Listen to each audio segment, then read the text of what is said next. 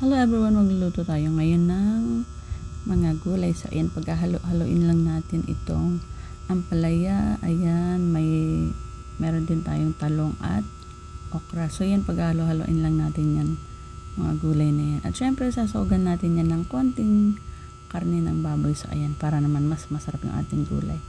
Ito yung ating mga sangkap, sibuyas, bawang, konting paminta, pampalasa, at syempre meron ding labuyo. Ang ginagawa ko sa karne ng baboy, ganyan, pinapamantika ko muna yan hanggang maging golden brown na siya. So ayan, toasted na nga eh. At syempre kapag ganyan na, pabawasan ko yan ng mantika. At dyan ko na rin igigisa yung mga sangkap. Ayan, ilagay ko na lang sa gilid yung ating sahog. Yan, tapos gigisa na rin natin yan.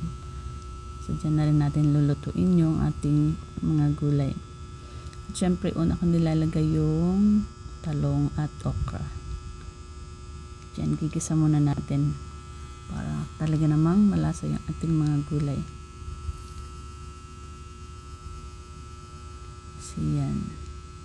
Siyempre lalagyan din natin ng konting tubig para naman maluto ang ating mga gulay. So hayaan lang natin yan na kumulo hanggang maluto yung ating gulay. Pero siyempre yung apoy natin ay dapat katamtaman lang, kasi pag mga gulay dapat hindi siya masyadong overcook. So yan, dahil luto na yung gulay, lagay na natin yung ampalaya. Yun, last ko yan na nilalagay yung ampalaya para hindi siya ma-overcook. So eto na. So ganyan lang dapat yung mga gulay kapag niluluto natin. Huwag masyadong lutong-luto, half cook lang. So yan, ito yung ulam na simple lang pero talaga namang masarap at syempre masustansya dahil mga gulay.